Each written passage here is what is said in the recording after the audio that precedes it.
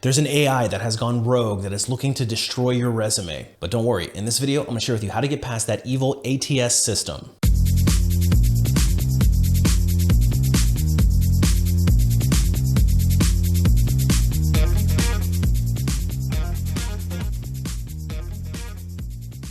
Hey everybody, it's Brian from A Life After Layoff, and today I want to share with you how to get your resume past the evil ATS system. So as a corporate recruiter and an HR professional with over 20 years of experience interviewing and hiring thousands of people into some of the world's largest, most well-known companies, I do know a thing or two about ATS systems and how they work to screen people out. As we all know, if you've done any job search in the last 10 to 15 years, you've experienced an ATS system that acts as a gatekeeper for your resume. So let's talk about ATS systems and how they work.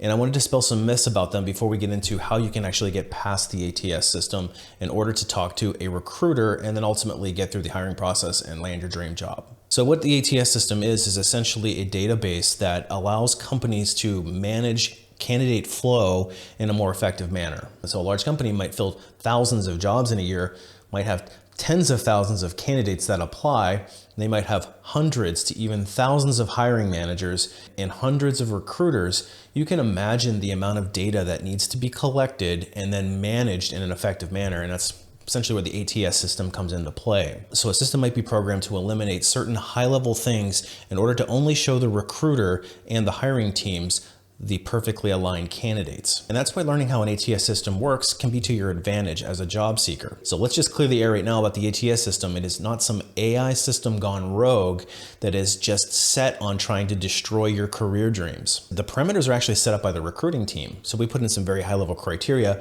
in order to filter down candidates to a reasonable amount. For example, if I have a job that I have 100 plus candidates and I'm only looking for a very specific skill set, I can type in that skill set and it'll filter down to that specific keyword that I'm looking for. Now, I might put some high-level parameters in for all applicants where you get screened out based on your location or maybe your immigration status if I can't sponsor a candidate and you have to legally work in the particular country that I'm recruiting in. But in general, the other parameters are set by the recruiter themselves. So the ATS system isn't rejecting you so much as the recruiter is filtering you out. That being said, there are some ways that you can maximize your chances to get past the ATS system and into a recruiter's hands for that first round interview. So the first way to maximize your chances of getting past the ATS system is to customize your resume. So if you're somebody that tends to send off a generic resume to every job that you apply to, you're actually missing out on some great opportunities to customize down further to give yourself a better chance at being the best possible fit for the role. Because again, if I'm looking for a specific skill set and you don't have it on your resume and you haven't customized, even though you maybe have it in your background, you can't rely on the recruiter reading pages deep into your resume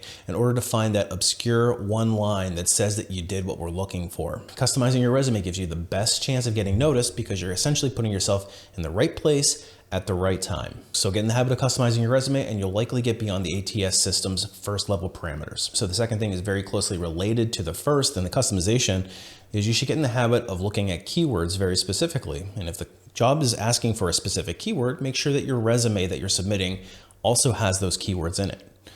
It seems pretty obvious, but you'd be surprised at how many people don't take that extra step and really ensure discoverability through the use of keywords or strategically placed keywords in their resumes. So make sure you're paying close attention to the job descriptions that you're applying to. Try to get some of those keywords in there, and certainly you want to customize that resume. So next, let's talk about titles. You want to use titles that make sense. So if you work in an industry that has very proprietary titles, you may want to consider trying a different type of title that's more commonly accepted amongst recruiters in the broader industry.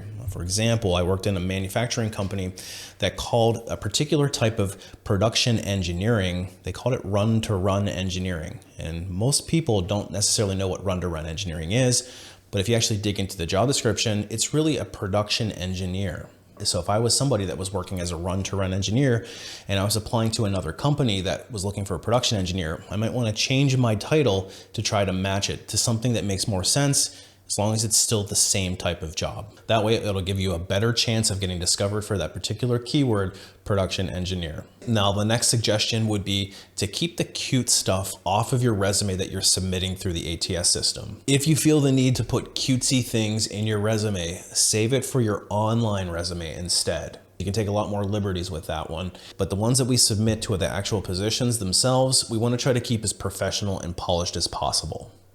Now, what might be an example of something cutesy that you would want to save? If you're somebody that's put on your resume that you're a coffee making ninja, probably not going to help you get noticed and get you through that ATS system, and you're essentially wasting a perfect opportunity. The next major one seems very obvious to me, but you'd be surprised at the number of people that have this error, and it's spelling and grammar mistakes. If you have a spelling mistake or a grammatical error, and especially on an important keyword, we as the recruiters are not going to be searching the back end of the ATS system or programming the back end of the ATS system to look for that common mistake. Now, the next thing I would suggest is more on the formatting side of things, but it's to avoid any columns, graphical elements, or things like graphs, because ATS systems can't parse that correctly. And if you put important information in those areas, they may not be pulled for the ATS system to interpret. So stick to clean and safe designs and try to avoid any cute templates that are out there. And I personally looked at lots and lots of templates, and let me tell you, and almost every one of them would fail to be parsed correctly by an ATS system. And a good rule of thumb to know if your formatting is incorrect, if you submit your resume to an online job application and you have to do a lot of manual data entry in order to get things to match up, the ATS system is not interpreting your resume correctly. So it's an indicator to you that you should go back and correct the formatting. Now, the next major thing is your use of terminology. Try to mix it up as best you can. So for example, if you're working in information technology, a lot of people just use IT as a shortened version, but you might want to use the IT, but also spell it out later on in your resume for information technology. And that way you're getting both versions. So if you're using variety, you're going to give yourself a better chance of hitting on a keyword that the ATS system is going to be programmed to look for. And finally, you want to make sure that you use the correct format for your resume. ATS systems like using a Word doc format the best. PDFs are okay, but I have seen some ATS systems that don't play nicely with the PDF format. So the safest way, and the way that I actually submit my own resumes, is through a Word doc or a Google doc, a docx. But avoid formats like JPEG, because there's absolutely nothing on there that can be read. And again, I get a lot of resumes of people who take pictures of their resume and then send it to me, and an ATS system will not parse that correctly, and you probably will get rejected because of it.